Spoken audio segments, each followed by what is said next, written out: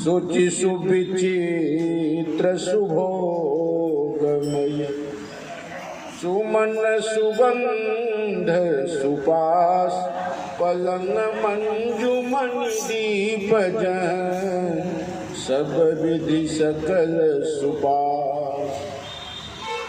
भगवान किस व्यवस्था में अपने राजभवन में शयन करते हैं। गोस्वामी जी ने शुचि सुविचित्र सुभोगमय सुमन सुगंध सुपास। परम पवित्र है वो आसन और परम पवित्र है वो स्थान जहाँ भगवान सोते हैं। परम विचित्र है, इतना सुंदर। उसकी सुंदरता को देखकर इंद्र के मन में भी होता है कि भगवान जैसी सैया मुझको भी प्राप्त हो। यानी इंद्र जो कि देवताओं का राजा है, वो भी भगवान के सुख के आगे अपने सुख को तुच्छ समझता है। भगवान ऐसी जगह पर आज सोए हैं, उसको देखकर श्री निषाद राज जी के मन में बड़ा कष्ट हुआ और लक्ष्मण जी के पास बैठकर भगवान श्री राम के प्रति उनका प्रेम फूट पड़ा। लक्ष्मण जी से कहते हैं, लक्ष्मण जी कैकेयी नंदनी मंदमती कठिन कुटिलपन की जहि रघुनंदन जानकी सुख अवसर दुख दीन। ये जो भगवान भूमि पर वल्कल वसन में एक योगी के वेश में मुनि वेश में जो सोए हैं, इसका मूल कारण है कैकेयी का वरदान। और कैकेयी ने उस समय वरदान मांगा जब भगवान को सुख का समय, जब सुख की आवश्यकता थी। कैकेयी ने भगवान का बड़ा अपकार किया। क्यों? क्योंकि भगवान कौन है? मातु पिता परिजन पुरवासी सखा सुशील दास अरुदासी।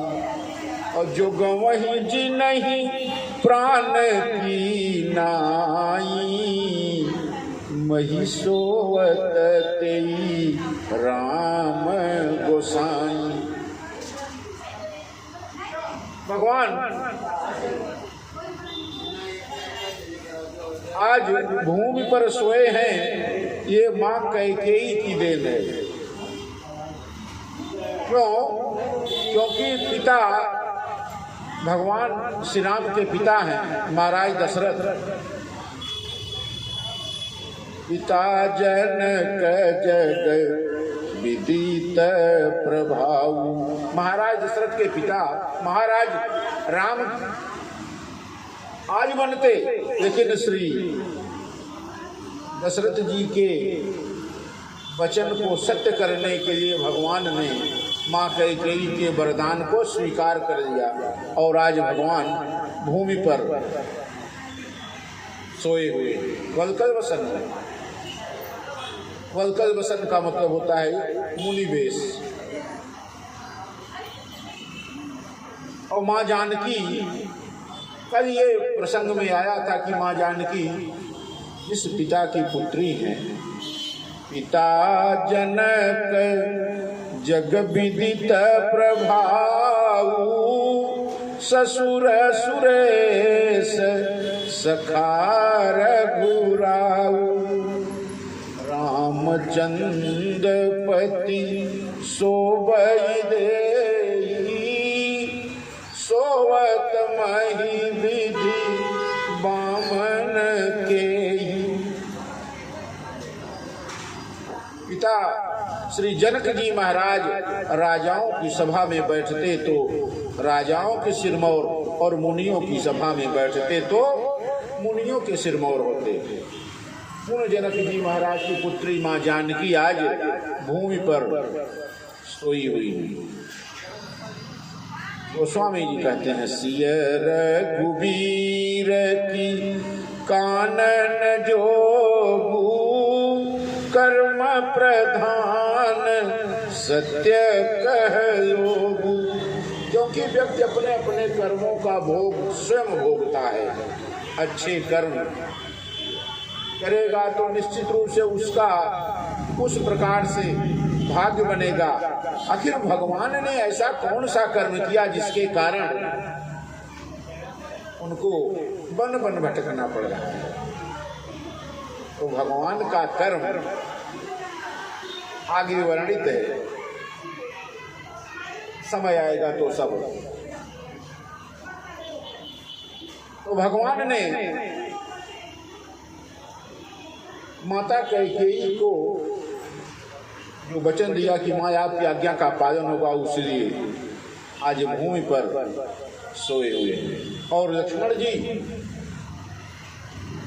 जो भगवान के चरण दबाकर और श्री निषाद राज जी महाराज के साथ बैठे हुए हैं। तो निषाद राज ने कहा, भैया लक्ष्मण, भई दीन कर कुल बिटप कुठारी, कुमति दीन सब विश्व दुखारी। कैकेयी के कुमति के कारण आज सारे संसार में भगवान सारा वैभव होते हुए भी दुख भोग रहे हैं। ये लक्ष्मण जी के सामने रोते हुए श्री निषाद जी महाराज ने, जो भगवान के मित्र हैं और परम भक्त हैं, भगवान को जब जमीन पर सोते हुआ देखा तो बिलखते हुए श्री लक्ष्मण जी से ये सब प्रश्न किए, क्या हो गया? लक्ष्मण जी ने इस स्थान पे श्री निषाद राज जी को उपदेश दिया। वो उपदेश करीब 17-18 चौपाइयों और दोहों में है। इसीलिए इस लक्ष्मण जी के उपदेश को लक्ष्मण गीता कहा गया है। लक्ष्मण गीता। और जो गीता जी में भगवान ने कहा है वही चीज लक्ष्मण जी कहते हैं निषाद राज को। लक्ष्मण जी ने बड़ी सुंदर बात कही। 17-18 चौपाइयों के मध्य इसको रखा। बड़ा सुंदर प्रसंग है कि भगवान कौन है और जो हम लोग भगवान के कष्ट की बात करते हैं, वास्तव में भगवान तो सुख और दुख से परे, क्योंकि जीव जो है वो सुख के और दुख के अधीन होता है। मायापति तो सुख और दुख दोनों से परे। ये मायाधीश है, जो माया के बस में पड़ता है, सुख और दुख उसको व्याप्त होता है। बोले लखन मधुर मृदु वाणी, ज्ञान विराग भगति रस सानी। लक्ष्मण जी जब बोलते हैं तो ज्ञान, भक्ति, वैराग्य सबको मिलाकर बड़ी मीठी भाषा में, इसलिए श्री निषाद राज को समझाते हैं कि इसके हृदय का जो दाह है, जो कष्ट है, वो कम हो जाए। लक्ष्मण जी भगवान के स्वरूप को जानते हैं, लेकिन निषाद राज भगवान के स्वरूप से अनजान है, क्योंकि वो केवल श्री राम को अपना मित्र और अयोध्या के राजकुमार जानते हैं कि श्री राम अयोध्या के राजकुमार हैं और मेरे मित्र हैं। लेकिन लक्ष्मण जी भगवान को जानते। आज अपना ज्ञान पूरा निषाद राज को दे रहे हैं। क्या?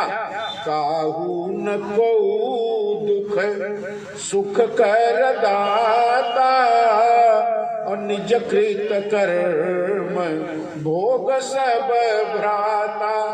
भैया निषाद, कोई किसी को न सुख दे सकता है न कोई किसी को दुख दे सकता है। यानी सुख और दुख स्वयं के कर्म पर निर्भर है।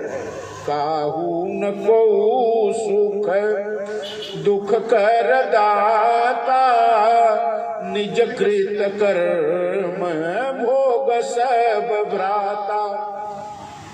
ये सब अपने अपने कर्म है। माँ कैकेयी के ऊपर ये आरोप लगाना कि उसने भगवान को कष्ट दिया, नहीं। अगर कैकेयी ने वरदान नहीं भी मांगा होता तो भगवान को वन आना पड़ता। कोई न कोई बहाना, कोई न कोई ऐसी व्यवस्था बनती जिसको भगवान पालन करते और उनका वनगमन होता, वन में प्रस्थान होता। इसे लक्ष्मण जी श्री निषाद राज के मन की पीड़ा को कम करने के लिए कहते हैं, काहू न को सुख दुख कर दाता, और निज कृत कर्म भोग सब भ्राता। अपने अपने कर्म है।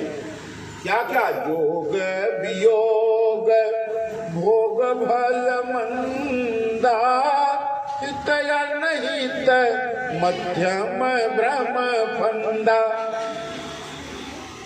मैंने कहा ये लक्ष्मण गीता है, इसका विवेचन, इसका पूर्ण रूप से अर्थ बड़ा कठिन है।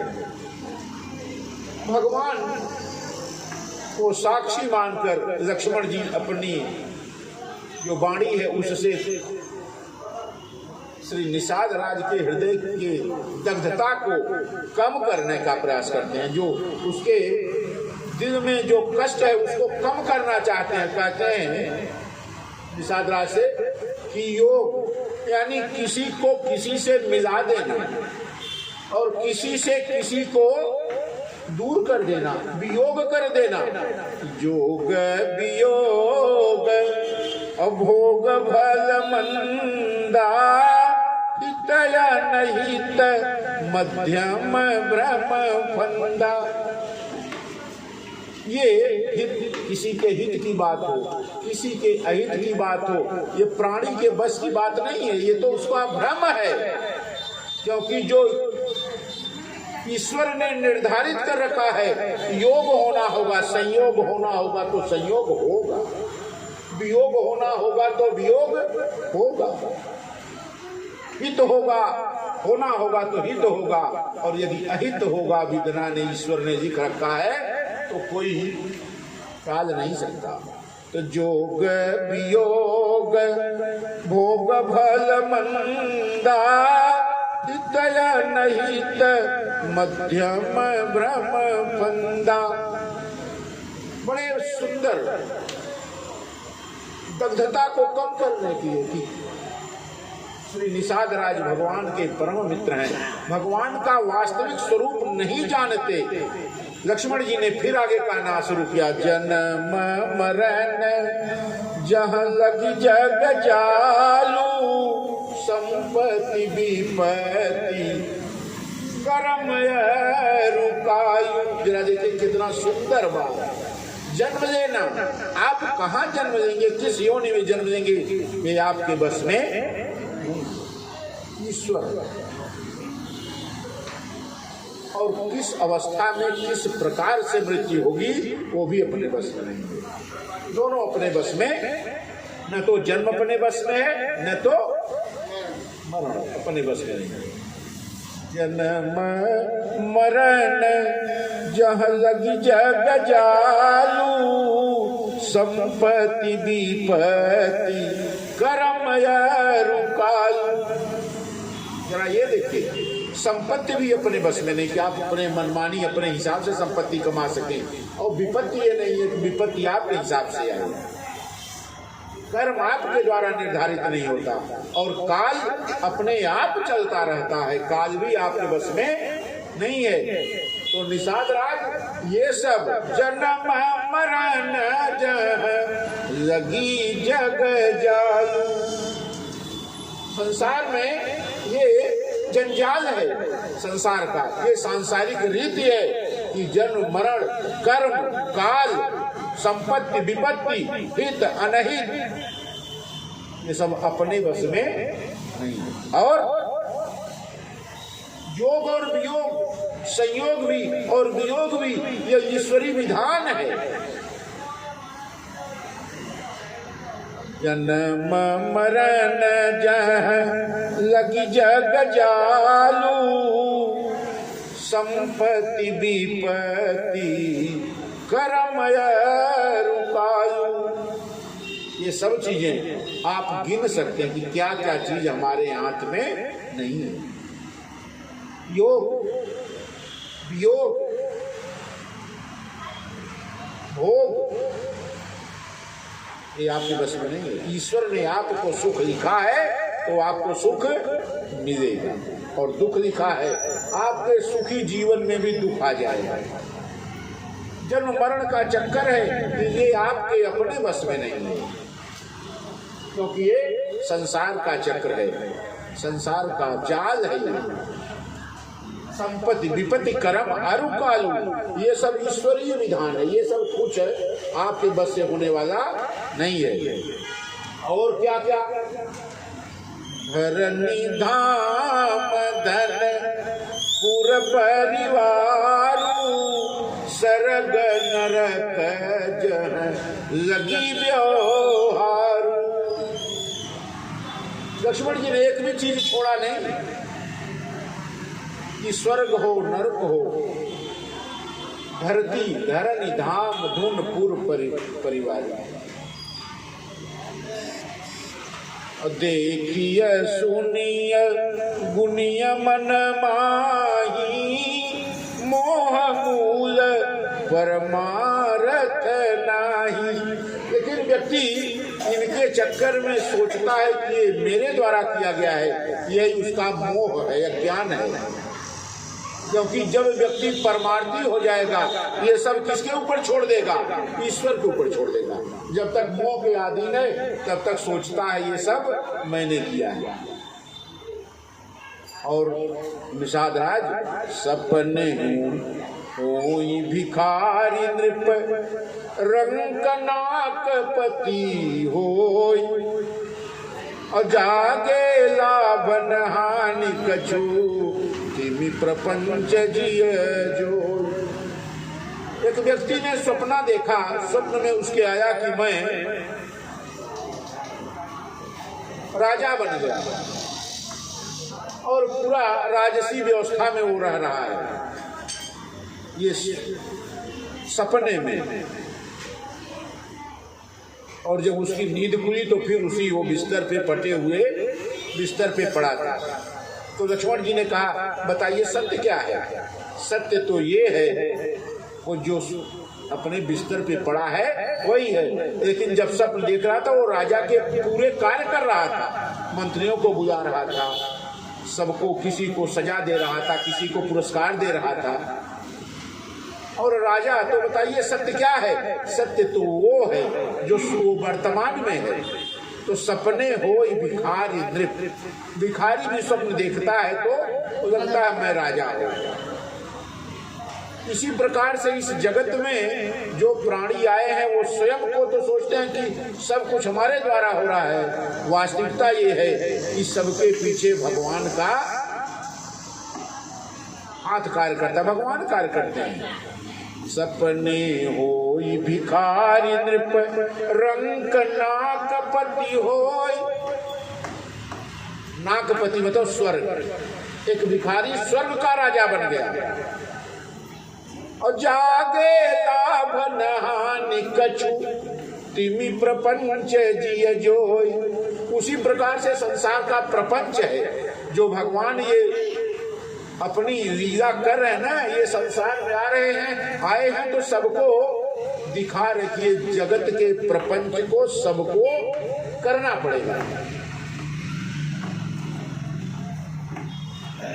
अस विचारी नहीं कीजिए रोसू, काहू ही बादीन दीजिए दोसू। तो मित्र निषाद इस प्रकार की सब ईश्वरी घटना है, घटने वाली है। माँ कैकेयी ने न भी वरदान मांगा होता तो श्री राम को वनवास किसी न किसी बहाने होता। क्यों? ईश्वरी विधान है, जो ईश्वर चाहता वही होता है। और ईश्वर कौन है? आखिर है ईश्वर कौन जो ये सब चाहता है? आगे बड़ा सुंदर लक्ष्मण जी ने समझाया है कि ये सब जो विधान है, ये माँ कैकेयी को दोष नहीं देना इसमें, ये सब ईश्वरी विधान है। और इस संसार में जितने भी प्राणी आते हैं वो सब मोह रूपी रात्रि में सो रहे हैं। मोह निशा सब सोवनिहारा और देखिए सपन अनेक प्रकारा। ये जो दिन रात है ना, गोस्वामी जी ने कहा कि आप संसार में तो जिसको आप दिन मानते हैं वो भी रात ही है। तब तक दिन नहीं होगा जब तक आपको ज्ञान नहीं होगा, जब तक सद्बुद्धि नहीं होगी तब तक दिन भी आपको रात के समान है। संसार में सारे प्राणी जो भगवान से विमुख होकर जी रहे हैं वो मोह रूपी रात्रि के अंधकार में जी रहे हैं। मोह निशा सब सोवनिहारा देखिए सपन अनेक प्रकारा। ये जितने प्राणी हैं सब सो रहे हैं, कोई जग नहीं रहा है। आखिर इस संसार में जाग कौन रहा है? सब सो रहे तो कोई तो जाग रहा है। और यही जग जामिनी जागहि जोगी और परमारथी प्रपंच वियोगी। देखिए संसार में कुछ लोग ऐसे हैं जो रात्रि और दिन जागते रहते हैं। कौन? सब सो रहे हैं, सारे जीव सो रहे हैं, कुछ लोग जाग रहे हैं। तीन लोग। कौन? एक तो परमार्थी जो भगवान के राह में चलकर लोगों को सुख पहुंचाते हैं, वो जग गए हैं, उनको ज्ञान हो गया है। और एक प्रपंच जो संसार में झगड़ा लगाने का काम करते हैं, उनको भी नींद नहीं आती है। परमारथी प्रपंच वियोगी। और वियोगी, वियोगी का मतलब जिसके परिवार में कोई न कोई कष्ट हो, पति की पत्नी न हो और पत्नी का पति न, तो वियोगी कहा गया है। और या तो वो जो ईश्वर को अपना स्वामी मानकर उसका वियोग झेल रहा हो, वो यही वियोगी है। तो संसार में या तो परमार्थी जागता है जिसने अपना सब कुछ समय कहाँ लगा दिया, भगवान की राह में चलने वाले सेवकों पर सब कुछ लुटा दिया, परमार्थ कर रहा है, वो सेवा कर रहा है, वो जग गया है, उसे ज्ञान हो गया है। या दूसरा प्रपंची जो एक दूसरे को लड़ाने के चक्कर में दिन रात उसको नींद नहीं आ रही, रात में भी उठेगा सोचेगा कि उसका काम कैसे बिगाड़ दिया जाए, बन रहा है तो, या तो वियोगी। लक्ष्मण जी ने समझाया, यही जग जामिनी जागहि जोगी परमारथी प्रपंच वियोगी। एक और जो योगी हैं, जो योग साधना के द्वारा भगवान को प्राप्त करते हैं, जिनको योग का ज्ञान हो गया है, वो भी ईश्वर के लिए जाग रहे हैं। बाकी तो सब सो रहे हैं। मोह निशा सब सोवनिहारा, सब सो रहे हैं। कैसे? पूछा, महाराज पता कैसे चले कि कौन जाग रहा है कौन सो रहा है? तब लक्ष्मण जी ने कहा, जानियत बही जीव जग जागा और जब जब विषय विलास विरागा। आपके मन में कोई कामना है, आपकी इच्छा खत्म नहीं हुई है, तो समझ लीजिए आप सोए हुए। अगर सांसारिक इच्छा आपकी है अभी, तो समझिए आप सोए हुए हैं। एक पंडित जी से पूछा किसी ने, महाराज मृत्यु और मोक्ष क्या है? मृत्यु और मोक्ष क्या है? तो ये जीवन रहते रहते अगर कामना समाप्त हो जाए वो मोक्ष है। उम्र बाकी रहे और कामना समाप्त हो जाए कि अब कुछ नहीं चाहिए, वो मोक्ष है।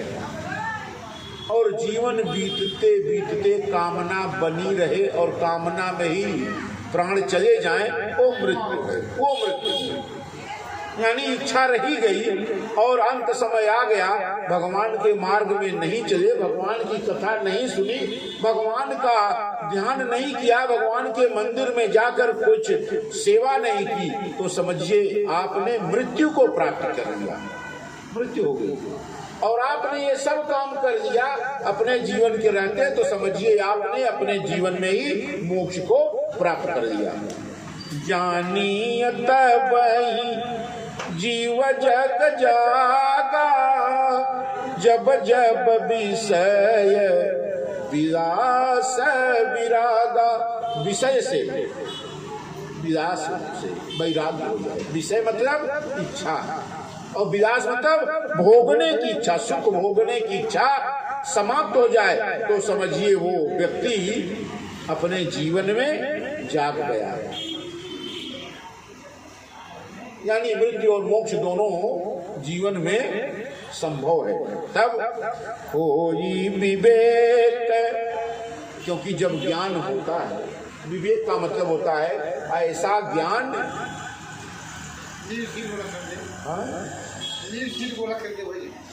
ऐसा ज्ञान जो सही को सही समझे और गलत को गलत समझे, वो विवेक।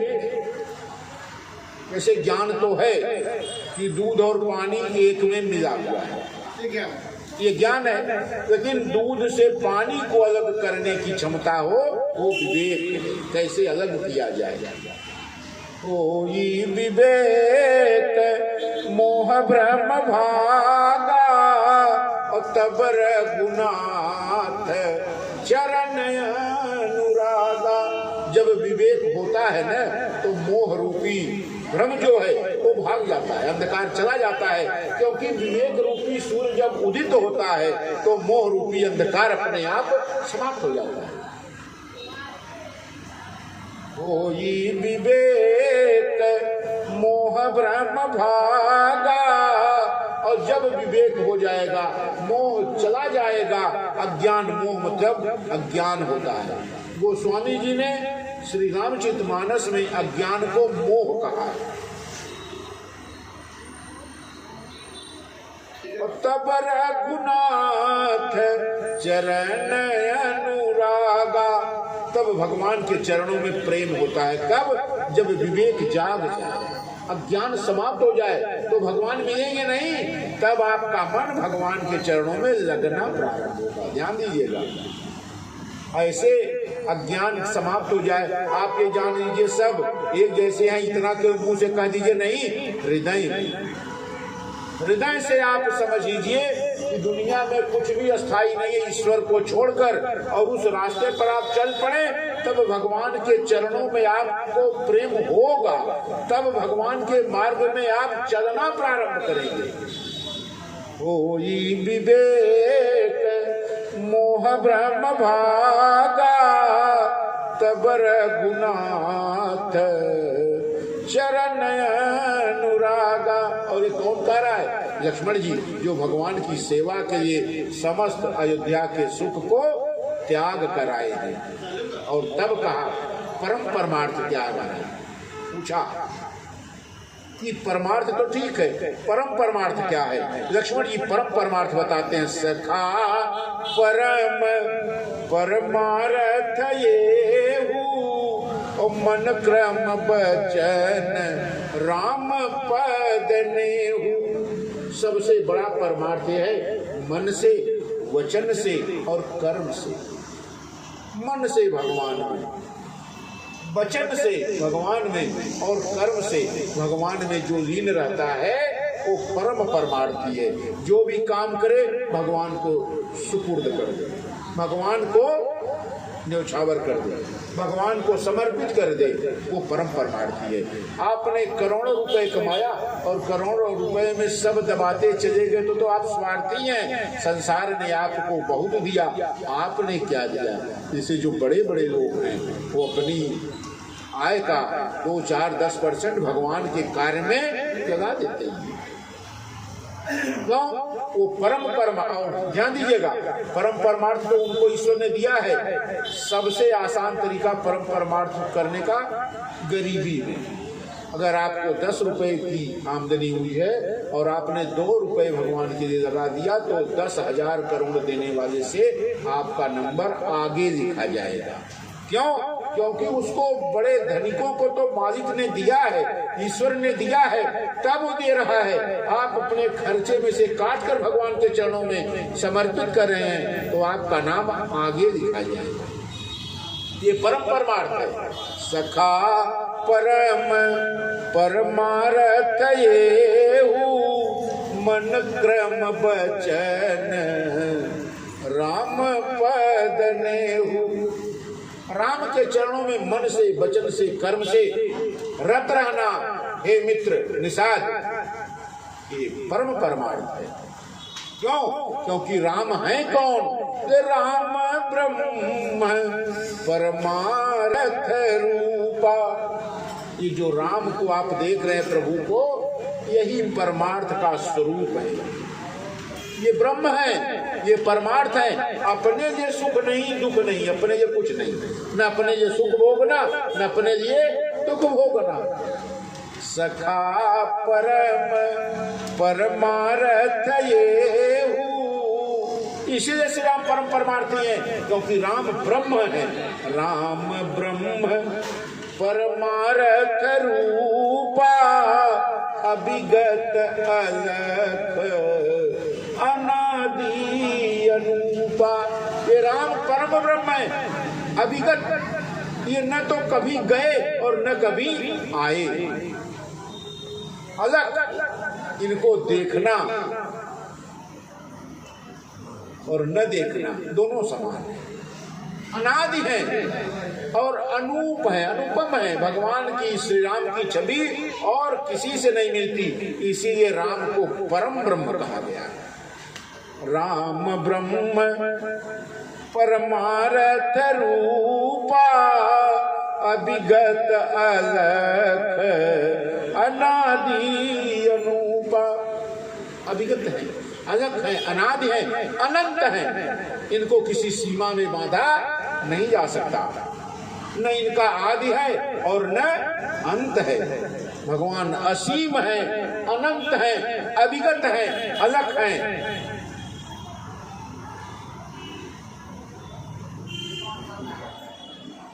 अगुण अरूप, गोस्वामी जी लिखते हैं, अगुण अरूप अलख अज जोई और भगति प्रेम बस सगुण सोई।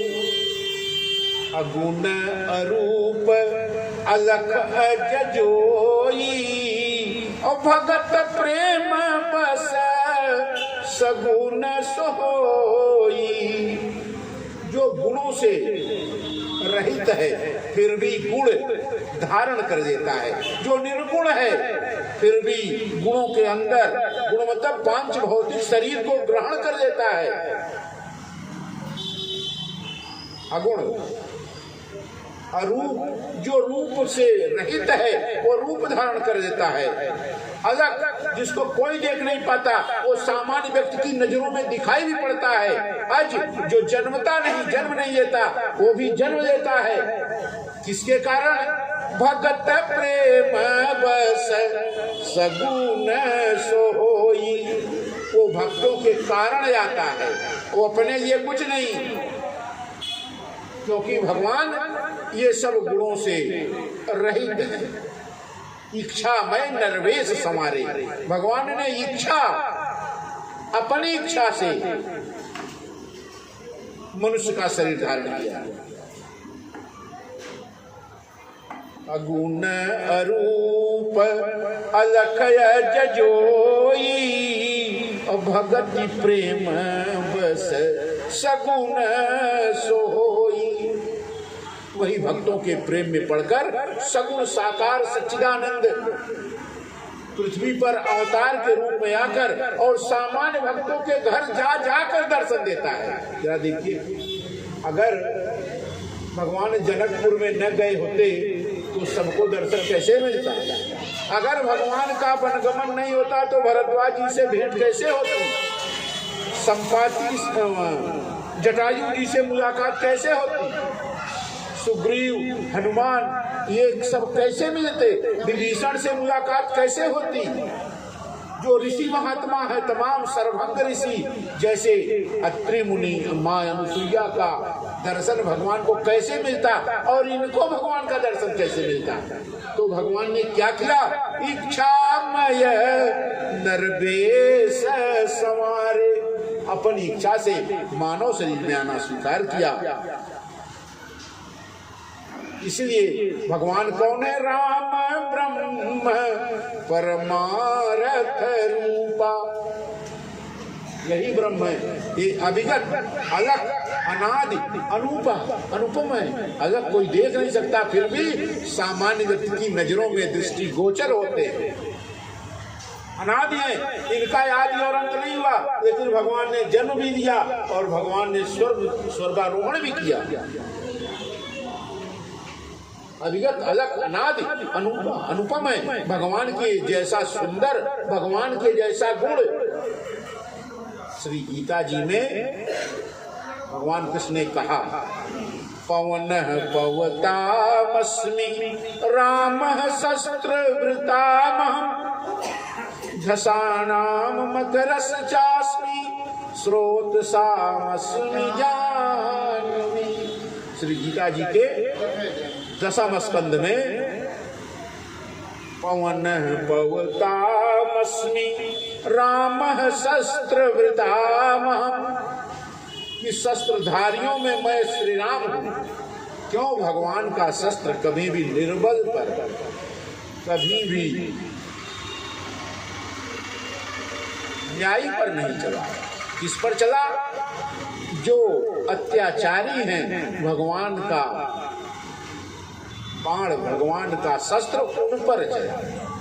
इसलिए माधव ने भी भगवान को कहा कि जिस तरह पवित्र करने वालों में सबसे पवित्र वस्तु क्या है? हवा। हवा सबसे पवित्र है। पवन पवतामस्मि रामः शस्त्रवृषामहम् झषाणाम मकरश्चास्मि स्रोतसामस्मि जाह्नवी। वैसे नदियों में गंगा जी हूँ, जलचरों में मैं कौन हूँ? मगरमच्छ। झषाणाम मकरश्चास्मि स्रोतसामस्मि जाह्नवी। मैं नदियों में गंगा जी हूँ, पवित्र करने वालों में वायु हूँ, शस्त्रधारियों में श्री राम हूँ।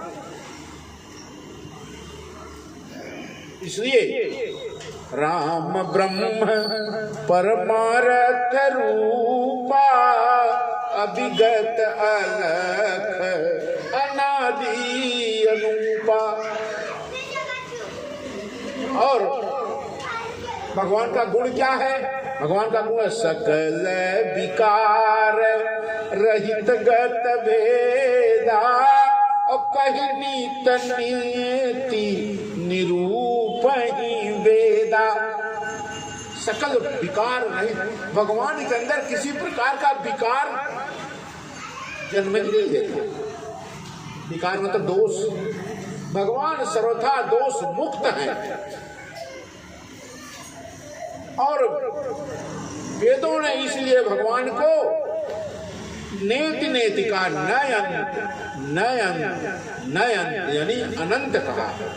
कहीं नित नेति निरूपई वेदा। भगवान नित्य है। नित्य मतलब सब जगह है, सब समय है और सब प्रकार से विकारों से मुक्त है। समझाया फिर लक्ष्मण जी ने क्या कि भगत भूमि भूमि भूसुर सुरभि सुरहित लागी कृपाल करत चरित धरि मनुज तन सुनत मिटहि जग जाल। भगवान ने किस लिए धरती पर अवतार लिया, क्या कारण था? बोले भगत भूमि भूसुर सुरभि, भक्तों के लिए। एक तो भगवान के यहाँ भक्त जाते तो बोलते कि प्रभु कभी हमारी भी कुटिया में आइए। तो भगवान ने उनको वरदान दिया कि जब मैं रामावतार में आऊंगा धरती पर तब सबके यहाँ आके सबका दर्शन प्राप्त करूंगा और सबको दर्शन दूंगा। उन भक्तों के कहने पर भगवान आए। कौन कह रहा है ये सब? लक्ष्मण जी। किसको समझा रहे हैं? निषाद राज को। अर्थात ये लक्ष्मण गीता पूरी गीता है, श्रीमद् भगवत गीता जी का पूरा जो विषय है वो लक्ष्मण जी किसको समझाते हैं? निषाद राज को, जो भगवान के परम मित्र भी हैं और परम भक्त भी हैं।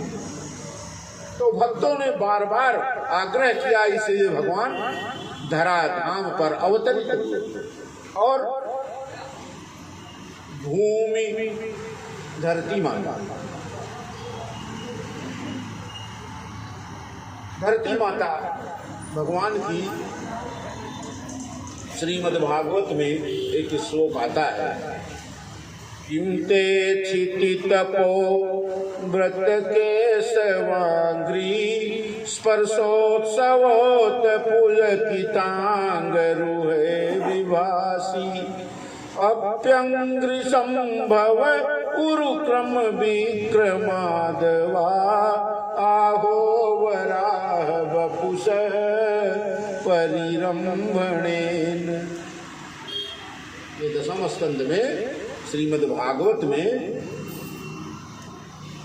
गोपियों ने पूछा, जब गोपी गीत में, गोपी गीत से पहले जब भगवान कृष्ण खो गए यानी कहीं जाकर छिप गए, तो धरती माता से पूछते, किंते कृतम क्षिति तपो व्रत के सवांग्री स्पर्शोत्सवोत पुलकितांग रुहे विभासी अप्यंग्रि संभव उरुक्रम विक्रमादवा आहो वराह वपुषः परिरंभणेन। पूछा, जब भगवान जाकर छिप गए, गोपियां खोजते खोजते पहुंची और भगवान नहीं मिल रहे, तो पूछा, देखा हर जगह लता तरु पल्लव सब खुश हैं, रात्रि का समय सुंदर सुंदर महक आ रही है। गोपियों ने पूछा कि धरती, क्या तुमने श्री कृष्ण को देखा है? क्योंकि तुम दूसरी प्रियतमा होगी, और जो तुम्हारे शरीर पर ये जो सुंदर सुंदर तुम्हारे रोम खड़े हैं, ये जो वृक्ष कौन है? ये धरती माता के रोम हैं, रोए हैं। ये जो रोम खड़े हैं, जो पुलकित होकर और पुष्प और सुगंध से पल्लवित हैं, फलों से लदे हुए हैं, क्या तुमने श्री कृष्ण को देखा है? क्योंकि तुम्हें भगवान ने अपने 12 अवतार में क्या किया था? अपने अंग से लगा लिया था। अप्यंग्रि, कि जब अंग से लगाया तो तुम्हारा शरीर क्या हो गया? पुलकित हो गया। तो क्या तुमने श्री कृष्ण को कहीं देखा है? अप्यंग्रि संभव उरुक्रम विक्रमादवा आहो वराह वपुषः परिरंभणेन। तुम्हारे जो परिरंभ यानी ये जो रोए हैं, ये क्यों खड़े हैं? क्योंकि क्या तुमने भगवान का दर्शन किया है क्या?